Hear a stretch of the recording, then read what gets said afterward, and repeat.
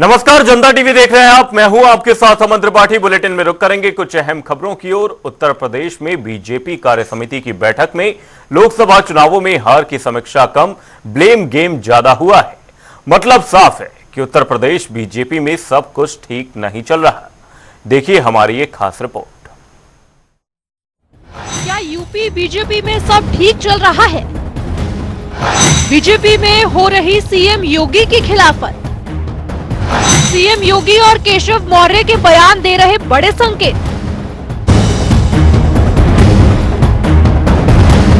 क्या UP BJP में सब कुछ सही चल रहा है? लोकसभा चुनाव में उम्मीदों के मुताबिक जीत हासिल न कर पाने से बीजेपी नेता अब तक हैरान है और इसकी पड़ताल करने में जुटे। इसी बीच पार्टी ने लखनऊ में यूपी बीजेपी का कार्यकर्ता सम्मेलन बुलाया। इस सम्मेलन में हार के कारणों पर चर्चा कर आगे का रोड मैप भी तैयार करना था, लेकिन इस सम्मेलन में पार्टी और सरकार अलग अलग खेमे में खड़े नजर आए। यूपी के डिप्टी सीएम और पूर्व प्रदेश अध्यक्ष केशव प्रसाद मौर्य ने सम्मेलन में जब संगठन को सरकार से ऊपर बताया तो इस चर्चा को और हवा मिल गई। सवाल उठ रहा है कि क्या यूपी बीजेपी दो फाड़ की तरफ बढ़ रही है? लखनऊ के लोहिया सभागार में हुए बीजेपी की प्रदेश कार्य समिति की बैठक में सब कुछ दिखाई दे गया। शीर्ष नेताओं के बीच खिंची तलवारें, नाराज कार्यकर्ताओं के चेहरे, बुझे हुए मन से आगे की लड़ाई लड़ने की कोशिश, प्रदेश के नेताओं और पार्टी के पदाधिकारी के झुके हुए कंधे, बड़े नेताओं की कार्यकर्ताओं से नजर ना मिलाने की कोशिश पर। इन सब के बावजूद कार्यकर्ताओं में दोबारा जोश भरने का अथक प्रयास भी बड़े नेताओं की ओर से दिखाई दिया। केशव मौर्य ने कार्यकर्ताओं से कहा कि जो आपका दर्द है वही मेरा भी दर्द है। सरकार से बड़ा संगठन है, संगठन था और रहेगा। केशव मौर्य ने कहा कि 7 कालिदास मार्ग कार्यकर्ताओं के लिए हमेशा खुला है। बीजेपी की प्रदेश कार्य समिति की बैठक में कार्यकर्ताओं के मन की बात कहने पर केशव मौर्य को सबसे ज्यादा तालियां मिली।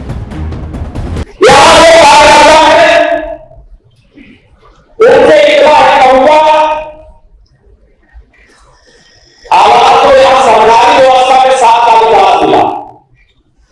मैं सदा कहता था, आवाज इस प्रदेश कार्य समिति में मैं संगठन के वरिष्ठता हमारे देश के और प्रदेश के नेतृत्व के सामने कह रहा हूं, संगठन सरकार से बड़ा है।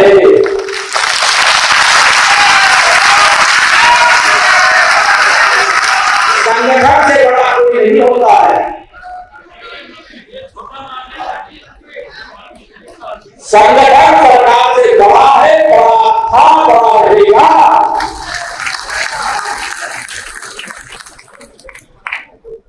भारतीय जनता पार्टी के कार्यकर्ता के नाते यहां जितने भी मंत्रिपरिषद के सब हमारे वरिष्ठ साथी लोग भी बैठे हैं। 7 कालिदास मार्ग का करवाया। मैं अपने को हमारी राहुल जी बैठे, हमारी अरुण जी बैठे हैं, हमारी रेखा बहन जी बैठी है, तो हमारे किसान मोर्चा के राष्ट्रीय जी बैठे, हमारे राज्य मंत्री जी बैठे, सबके सामने गया। मैं मुख्यमंत्री अपने को दान मानता हूँ, भारतीय जनता पार्टी का कार्यकर्ता पहले मानता हूँ। और सबसे जो भी किसी जिम्मेदारी में बैठे, चाहे वो मुख्यमंत्री के नाते, चाहे मंत्री के नाते, चाहे विधायक सांसद के नाते, सबसे तो जनप्रतिनिधि है, उनसे यही अपेक्षा है। हम पहले कुछ गलती क्या की, इसे सभी कार्यकर्ताओं को मान करना है, उनकी समस्याओं का सर्वोच्च प्राथमिकता के आधार पर समाधान करें। मुख्यमंत्री योगी आदित्यनाथ ने बोलते हुए अपनी अलग लकीर खींच डाली। मुख्यमंत्री ने अपने गवर्नेंस को लेकर साफ कर दिया कि जिस अंदाज में उनकी सरकार चल रही है उससे कोई फर्क नहीं पड़ेगा। उन्होंने उदाहरण मुहर्रम का जरूर दिया, लेकिन संदेश सबके लिए था।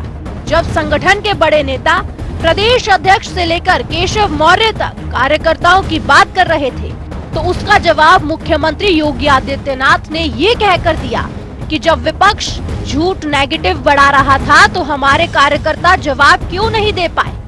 स्मार्टफोन पर सुबह शाम गुड मॉर्निंग भेजा जा सकता है, लेकिन विपक्ष के फैलाए झूठ का जवाब क्यों नहीं दिया गया।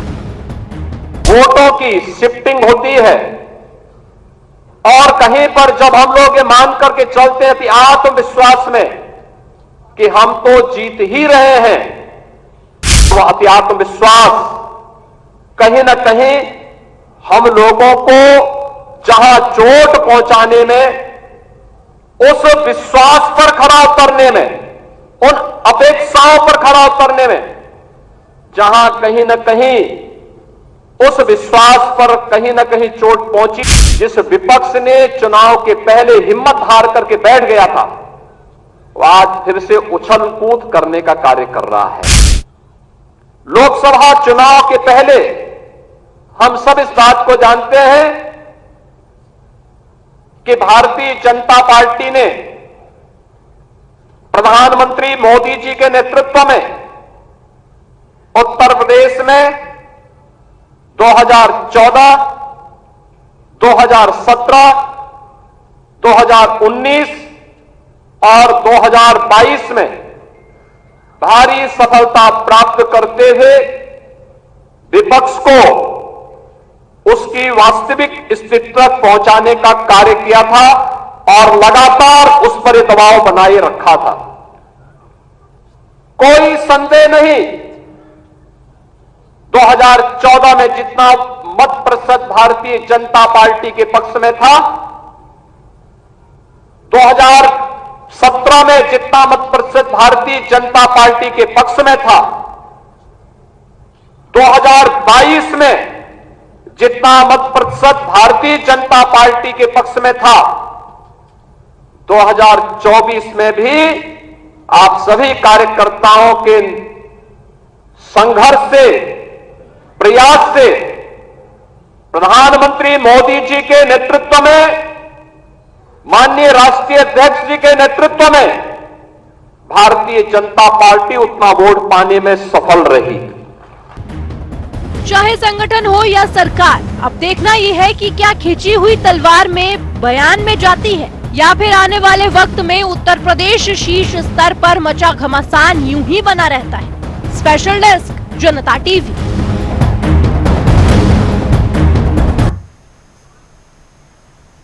बुलडोजर कार्रवाई पर कैबिनेट मंत्री संजय कुमार निषाद ने कहा कि अगर किसी गरीब का घर उजाड़ेंगे और उनके घर पर बुलडोजर चला देंगे, तब तो वो हमें राजनीति में उजाड़ेंगे। बुलडोजर गरीबों पर चलाने का नुकसान है, ऐसा नहीं होना चाहिए। विकास होना चाहिए, लेकिन पहले लोगों को स्थापित कर लें, फिर तोड़ा जाए। माहौल तो वैसे ही खराब है, अधिकारी उसे और खराब कर रहे हैं। देखिए, बुलडोजर जो है माफियाओं के लिए दहशतगर्द है क्या? ऐसा कोई बड़ा मतलब हमें रोड बनाना है, लेकिन कोई गरीब महिला 90 साल से है, 100 साल से है और उसके पास कागज नहीं है और कुछ लोग उसको आपत्ति है और उसको बुलडोजर चला दे जाते हैं, तो जब कोई उस गरीब को उजाड़ेंगे तो हमें उजाड़ेगा ना राजनीति में, उसके रिश्तेदार हमें उजाड़ेंगे। मैं बता रहा हूँ, अभी जौनपुर का मामला है। जौनपुर में एक महिला ने यादव प्रधान था, उसके खिलाफ कंप्लेन कर दिया। कंप्लेन में जांच में सही पाया गया उसका कंप्लेन, और उसने क्या किया कि जांच अपनी रुकवा दिया प्रभाव, और महिला के खिलाफ कंप्लेन कर दिया कि तुम्हारा घर बंजर में है। अब पता चला अधिकारियों ने उसे इलेक्शन के समय कहते रह गए और बुलडोजर चला दिया और रो रही थी। तो मेरे कहने का मतलब है, और अपने खुद प्रधान जो है ये कर रहे हैं, तो आप ऐसे कुछ देख सकते हैं कि जिसकी वजह से तो बुलडोजर गरीबों पर चलाने का नुकसान है, नहीं होना चाहिए। और आज के दिन में इसलिए वो मैंने कहा था, और किसी भी माफियाओं पर चलना चाहिए। बड़े बड़े इस तरह से लोग जो लोगों की जमीन हड़पे हैं वो रास्ता खाली करना। और एक बात और है, कभी भी भाई हम कोई विकास तो होना चाहिए, लेकिन कोई 100 साल से है तो उसे पहले हम स्थापित कर लें, फिर उसे भी स्थापित करें। अब एक है कि कानून बना दिया, उसे स्थापित कर दिया, पैसा दी तो कहाँ जाएगा? तो आज के दिन उसे संतुष्ट करना अधिकारियों का काम है। पहले किसी को भी स्थापित किया जाए, तब स्थापित किया जाए। तो अयोध्या से समाजवादी पार्टी के सांसद अवधेश पासी का बड़ा बयान सामने आया है। उन्होंने कहा, आने वाले दिनों में बीजेपी जाएगी और देश में इंडिया गठबंधन की सरकार आएगी। ऐसा है, देवतुल्य मतदाताओं ने सारे देश और दुनिया को ये संदेश दिया है कि इस देश में अब धर्म पर आधारित राजनीति नहीं होगी। धर्म पर आधारित राजनीति को देवतुल्य जनता ने, मतदाताओं ने नकार दिया है। अब सांप्रदायिकता का कहीं स्थान नहीं है। आज स्थान है तो बाबा साहब भीमराव अंबेडकर के संविधान को है। आज अगर स्थान है तो देश को संकट से बचाने का है, देश में लोकतंत्र को, जमहूरियत को बचाने का है और देश में महंगाई खत्म करने का है और देश में देश के जो पढ़े लिखे नौजवान हैं, बेरोजगार हैं, उनको सरकारी नौकरी देने का सवाल है और देश को एक खुशहाल राष्ट्र और मजबूत राष्ट्र बनाने का सवाल है। और इसीलिए हमारे देश के नेताओं ने, माननीय अखिलेश यादव जी ने, माननीय राहुल जी ने और देश के अन्य नेताओं ने मिलकर जो है इंडिया गठबंधन की सरकार बनाई है और काफी हद तक वो बहुत ही साबित हुई है सार्थक। आने वाले दिनों में भारतीय जनता पार्टी जाएगी और देश में इंडिया गठबंधन सरकार आएगी और खुशहाल राष्ट्र, मजबूत राष्ट्र बनेगा। लखनऊ में पंतनगर में अपने आशियाने पर ध्वस्तीकरण के लिए लाल निशान लगाए जाने से नाराज लोगों ने अब घरों के बाहर रजिस्ट्री की फोटोकॉपी चिपका दी है और साथ ही अपने आशियाने को बचाने के लिए महिलाएं भी एकजुट हो गई हैं। परेशान लोग प्रशासन से भी सवाल कर रहे हैं, अगर निर्माण अवैध रूप से हुआ है तो नाली, बिजली और पानी की व्यवस्था क्यों की गई। उनका कहना है कि प्रशासन उनके साथ ज्यादती कर रहा है। जो जमीन 25 साल से वैध थी वो अब अवैध कैसे हो गए। आती है, कचरा लेने आती है और सीवर लाइन है, सीवर लाइन का बिल भी है मेरे पास। तो ये सब चीज़ें हैं तो अवैध को अवैध ये कैसे कह रहे हैं।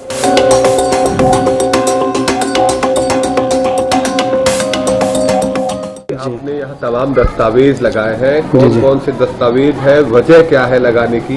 जी जी, यहाँ रजिस्ट्री की कॉपी लगा दिए हैं, बिजली का बिल लगा दिए हैं, हाउस टैक्स लगा दिए हैं, बाकी और डॉक्यूमेंट्स है जैसे निवास प्रमाण पत्र है, सारे चीज़ें रखे हैं। यहाँ नहीं लगाए हैं, सारी 3 चीज़ लगा दिए हैं, बाकी तो और डॉक्यूमेंट्स है जैसे डीएल है और चीज़ें हैं इसी मकान नंबर पे। वजह क्या है? वजह यह है कि अभी सिंचाई विभाग वाले आके सर्विस वो क्या कहते हैं जाँच करके गए थे, सर्वे करके, और फिर हम लोग को मालूम पड़ा ये अवैध घोषित कर रहे हैं। अरे इतने दिन से हम लोग रह रहे हैं, सारी सुविधाएं हैं, रजिस्ट्री कराए हैं, हाउस टैक्स दे रहे हैं, बिजली का बिल है, सारी सुविधाएं हैं, नगर निगम की गाड़ियां भी आती है, कचरा लेने आती हैं और सीवर लाइन है, सीवर लाइन का बिल भी है मेरे पास। तो ये सब चीज़ें हैं तो अवैध को अवैध ये कैसे कह रहे हैं, ये हम पूछना चाहते हैं योगी जी से और भी प्रशासन शासन से कि अगर आप ये ग्रीन वो क्या कहते हैं सुंदरीकरण कर रहे हैं तो मेरा एक कहने का मतलब यह है कि किसी खूबसूरत चेहरे पर तेजाब डाल के फिर उसका मेकअप किट दे दिया जाए तो उसका क्या सुंदरता आ जाएगी? नहीं आ पाएगी ना। तो इसी तरह लखनऊ है, लखनऊ को उजाड़ के तुम रिवर फ्रंट बना रहे हो तो ये कोई खूबसूरती नहीं है। कोई भी इस पर चलेगा तो उस रिवर फ्रंट पे आएगा तो उसके मुंह से आह निकलेगी, उसको दिल को सुकून नहीं मिलेगा कभी, क्योंकि यहाँ पर सबकी आह रहेगी, सबकी तकलीफ़ें इसमें रहेगी। तो इसलिए कोई ये खूबसूरती नहीं है। मेरा फिर वही कहने का मतलब है कि किस खूबसूरत चेहरे पर तेजाब डाल के फिर उसको मेकअप किट दे दिया जाए, ये खूबसूरती नहीं हो सकती। आपने ये तमाम दस्तावेज लगाए हैं अपने घर पे, ये इसकी वजह क्या है और क्या बताना चाहती हूँ? क्यों ना लगाए, जब सरकार ऐसे ही कर रही है तो लगाना तो पड़ेगा ना, घर से बाहर तो निकलना पड़ेगा ना, कुछ तो प्रूफ दिखाना पड़ेगा ना उसको कि हाँ मेरे पास प्रूफ है, मेरे दरवाजे पर लगा है। भैया हम लोग अवैध नहीं है, कैसे आप कर सकते हैं? क्या क्या लगाया आपने और क्या सवाल कर रही है? रजिस्ट्री है और वो है बैंक, बिजली का बिल है, ऐसी कुछ तमाम लगे हैं। तो क्या डिमांड है आपकी, क्या चाहती है? सरकार से क्या कहना चाहते हैं? यही कहना चाहते हैं कि बच्चे का भविष्य कैसे बनेगा, बना रहे हैं कि बिगाड़ रहे हैं। आखिर हम लोग ऐसे कैसे घर बना सकते हैं? माँ बाप ने तो इतना सब कुछ कमा धमा के लगा दिया, लेकिन हम लोग कैसे बना सकते हैं? इतनी महंगाइयाँ बढ़ रही है, घर बनेगा किसी से? एक एक बिल्डिंग ढहाने पर लगे, हर जगह की धंधा बन चुकी है। ये सही बात नहीं है ना, उनको कुछ सोचना चाहिए ना। इंसान की तरह रहने दे, जानवरों की तरह ट्रीट क्यों किया जा रहा है? देखिए, इसका पहला रीज़न तो ये है कि जिस हिसाब से एलडीए वाले यहाँ पे और सिंचाई विभाग वाले जो अपनी पैमाइश अरेस्ट करके गए, ठीक है। उन्होंने बिना बताए सब कुछ करके चले गए। हम लोगों ने पूछा, उन्होंने बताया। हम लोग उनके ऑफिस में जाके बात किया, कोई उनकी लीगल बात नहीं है, उनका कोई परफेक्ट तरीके से उनका कोई जवाब नहीं है। वो कह रही थी अवैध है। भाई हमारे पास रजिस्ट्री है, हमारे पास खसरा खतौनी के सारे डॉक्यूमेंट है, ठीक है। हमारे पास चकबंदी के भी डॉक्यूमेंट्स है। ये डेवलपमेंट जो आप लोगों ने करवाया है, आपने एड्रेस यहाँ पे हम लोग को अलॉट किया है, बिजली का बिल है, हाउस टैक्सेस सब ले रहे हैं। अगर ये सारे इवन एलडीए के पास नक्शे भी है हमारे पास, आप अगर उसको इलीगल कह रहे हैं तो फिर आपके नज़र में लीगल है क्या? अगर लोगों को हटा के अगर आप यहाँ पे पेड़ लगाना चाहते हैं, ठीक है, क्योंकि आपने जैसा बोला है कि ग्रीन बेल्ट एरिया, तो ग्रीन बेल्ट एरिया का जो डेफिनेशन है वो ये नहीं है जैसे आप लोग बता रहे हैं। अगर हमारा ये जो लीगल चीज़ है आप उसको इलीगल कह रहे हैं तो ये गलत है, और आप हमारी बात नहीं सुन रहे हैं, ये भी सबसे गलत बात है। आप एटलीस्ट उस चीज़ का जवाब दीजिए, आप आके हमसे बात करिए, ठीक है। तो हाँ, तमाम घरों पर ऐसे दस्तावेज लग गए हैं, लोगों ने अपने घरों के और तमाम बिजली के बिल और तमाम टैक्सेस के पेपर लगा रहे हैं। लोगों में ये चलन क्यों शुरू हुई और क्या उनका उद्देश्य है? उनका मेन रीज़न ये है, वो हर बार यही पूछ रहे हैं सबसे कि अगर ये जितने डॉक्यूमेंट्स हैं हमारे पास वो अगर इलीगल हैं तो लीगल आखिर है क्या। जब वो लोग देखने के लिए नहीं रेडी हैं तो लोगों ने अपने घर के बाहर लगा दिया कि एटलीस्ट आप देखिए आके कि अगर ये इलीगल है तो आपकी नज़र में लीगल है क्या। आपके सरकार द्वारा, आपके क्या कहते हैं डिपार्टमेंट द्वारा जो डॉक्यूमेंट्स हमें दिए गए हैं, जो अलॉट किए गए, आप उसको भी इलीगल कह रहे हैं, तो आपकी नज़र में आखिर लीगल है क्या? आप हमको उसका तो जवाब दीजिए, आप वो भी नहीं दे रहे हैं।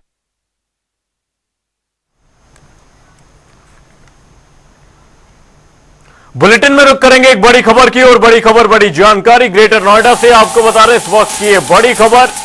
कार और पिकअप में भीषण टक्कर देखी गई है। हादसे में 3 लोगों की मौत की खबर है, वहीं 9 लोग घायल बताए जा रहे हैं। घायलों को फिलहाल अस्पताल में भर्ती कराया गया है। 4 लोगों की हालत फिलहाल गंभीर बनी हुई है, जिन्हें दिल्ली के लिए रेफर कर दिया गया है। ये बड़ी खबर, बड़ी जानकारी ग्रेटर नोएडा से आपको बता रहे हैं। कार और पिकअप में भीषण टक्कर देखी गई है। हादसे में 3 लोगों की मौत की खबर है, वहीं 9 लोग घायल बताए जा रहे हैं। घायलों को अस्पताल में भर्ती कराया गया है। ये बड़ी खबर, बड़ी अपडेट आपको बता रहे हैं। 4 लोगों को फिलहाल दिल्ली के लिए रेफर कर दिया गया है, उनकी हालत गंभीर बनी हुई है। कार और पिकअप में भीषण टक्कर देखी गई। हादसे में 3 लोगों की मौत की खबर है, वहीं 9 लोग घायल बताए जा रहे हैं। घायलों को फिलहाल के लिए अस्पताल में भर्ती कराया गया है। 4 लोगों की हालत गंभीर है, जिन्हें दिल्ली के लिए रेफर कर दिया गया है। ये बड़ी खबर, बड़ी जानकारी जिससे आपको अपडेट कर रहे हैं। हादसे में 3 लोगों की मौत की खबर है, वहीं 9 लोग घायल बताए जा रहे हैं। 4 लोगों की हालत गंभीर बनी हुई है, जिन्हें दिल्ली के लिए रेफर कर दिया गया है। ये भीषण टक्कर ग्रेटर नोएडा में देखी गई, जहां पर कार और पिकअप के बीच जोरदार भिड़ंत हुई। घायलों को फिलहाल अस्पताल में भर्ती करा दिया गया है। 4 लोगों की हालत गंभीर बनी हुई है, जिन्हें दिल्ली के लिए रेफर कर दिया गया है। कार और पिकअप में भीषण टक्कर देखी गई। ये बड़ी खबर, बड़ी जानकारी आपको बता रहे हैं। घायलों को अस्पताल में भर्ती कराया गया है। 4 लोगों की हालत गंभीर बनी हुई है, जिन्हें दिल्ली के लिए रेफर कर दिया गया है। हादसे में 3 लोगों की मौत की खबर है, 9 लोग घायल बताए जा रहे हैं। वहीं घायलों को फिलहाल अस्पताल में भर्ती कराया गया है। ये बड़ी खबर, बड़ी जानकारी सामने है। कार और पिकअप में भीषण टक्कर देखी गई। हादसे में 3 लोगों की मौत की खबर है, वहीं 9 लोग घायल बताए जा रहे हैं। ये बड़ी खबर, बड़ी जानकारी सामने है। 4 लोगों की हालत गंभीर बनी हुई है, जिन्हें दिल्ली के लिए रेफर किया गया है। कार और पिकअप में भीषण टक्कर देखी गई। हादसे में 3 लोगों की मौत की खबर है, 9 लोग घायल बताए जा रहे हैं। घायलों को फिलहाल हॉस्पिटल में भर्ती कराया गया है। 4 लोगों की हालत गंभीर बनी हुई है, जिन्हें दिल्ली के लिए रेफर कर दिया गया है। ये बड़ी अपडेट ग्रेटर नोएडा से आपको बता रहे हैं। सड़क हादसा देखा गया, जिसमें कार और पिकअप गाड़ी की टक्कर देखी गई। टक्कर इतनी भीषण थी कि जिसमें 3 लोगों की मौत की खबर सामने आ रही है, वहीं 9 लोग घायल बताए जा रहे हैं। 4 लोगों की हालत फिलहाल गंभीर बनी हुई है, जिन्हें दिल्ली के लिए रेफर कर दिया गया है।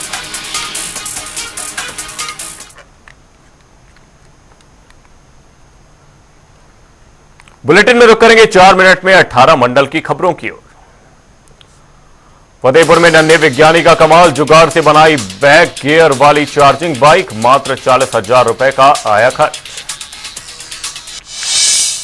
आगरा में जन समस्याओं को लेकर कांग्रेस का हल्ला बोल, नेताओं ने पैदल मार्च निकाल, नगर निगम अधिकारियों के खिलाफ खोला मोर्चा, जमकर की नारेबाजी। श्रावस्ती में बीजेपी विधायक ने बाढ़ग्रस्त क्षेत्रों का किया दौरा, ग्रामीणों से जाना हालचाल, पीड़ितों को दी राहत सामग्री। रायबरेली में प्रेमी युगल ने नहर में लगाई छलांग, पुलिस और रेस्क्यू टीम कर रही जांच। अलीगढ़ में चोरों का आतंक, 65 तोला सोना सहित लाखों की उड़ाई नकदी, जांच में जुटी पुलिस। आगरा में 4 वर्षीय बच्ची को सांप ने काटा, इलाज के दौरान हुई मौत, परिजनों में मचा कोहराम। बहराइच में प्रतिबंधित पशु की हत्या करने वालों के खिलाफ कार्रवाई, पुलिस ने 5 अभियुक्तों को किया गिरफ्तार। मिर्जापुर में विवाहिता की मौत, परिजनों ने लगाया हत्या का आरोप, शिकायत के बावजूद पुलिस लापरवाह। बुलंदशहर में ऑनलाइन अटेंडेंस के खिलाफ सड़कों पर उतरे शिक्षक, निकाला पैदल मार्च, सिटी मजिस्ट्रेट को शिक्षकों ने सौंपा ज्ञापन। मिर्जापुर में कूड़ा गाड़ी पलटने से हादसा, गंभीर रूप से घायल हुआ चालक। फतेहपुर में पुलिस ने लूट डकैती की घटना का किया खुलासा, 3 लुटेरे हुए गिरफ्तार, लोहे की सरिया के साथ तमंचा, कारतूस, एक चाकू बरामद। उन्नाव में ऑनलाइन अटेंडेंस के खिलाफ शिक्षकों का प्रदर्शन, 29 जुलाई को महानिदेशक कार्यालय के घेराव का किया ऐलान, पैदल मार्च, सौंपा ज्ञापन। मुजफ्फरनगर में 2 पक्षों में भिड़ंत, कई लोग हुए घायल, घायलों को उपचार के लिए अस्पताल में कराया भर्ती। कानपुर में पुलिस ने 2 शातिर अंतरराज्यीय वाहन चोरों को किया गिरफ्तार, एक को 2015 में पुलिस की सेवा से किया गया था बर्खास्त, आगे की कार्रवाई में जुटी पुलिस। श्रावस्ती में फांसी से लटकता मिला विवाहिता का शव, मायके वालों ने ससुराल पक्ष पर लगाया हत्या का आरोप, मौके पर पहुंच पुलिस मामले की जांच में जुटी। रायबरेली में 11,000 लाइन चपेट में आया युवक, खेत में काम करने गया था युवक, बिजली विभाग पर लापरवाही का आरोप। एटा में फांसी से लटका मिला युवक का शव, परिवार में मचा कोहराम, मौके पर पहुंची पुलिस, जांच में जुटी, अवागढ़ थाना क्षेत्र का मामला। मुजफ्फरनगर में चोरों के हौसले बुलंद, ज्वेलरी दुकान के मालिक को बंधक बनाकर की लूट, 4 बदमाशों ने वारदात को दिया था अंजाम, आभूषण समेत लाखों की नकदी की पार। नोएडा में अनियंत्रित बस डिवाइडर से टकराई, बस चालक ने कूदकर बचाई जान, मौके पर पहुंची पुलिस, मामले की जांच में जुटी। आगरा में लकड़ी माफियाओं का अवैध कारोबार जारी, सूचना पर पहुंची वन विभाग की टीम, 2 लोगों के खिलाफ वन अधिनियम के तहत केस दर्ज। इस बुलेटिन में मेरे साथ फिलहाल के लिए सिर्फ इतना ही, कहीं जाएगा नहीं, जनता टीवी पर खबरों का सिलसिला रहेगा बरकरार, तब तक के लिए नमस्कार।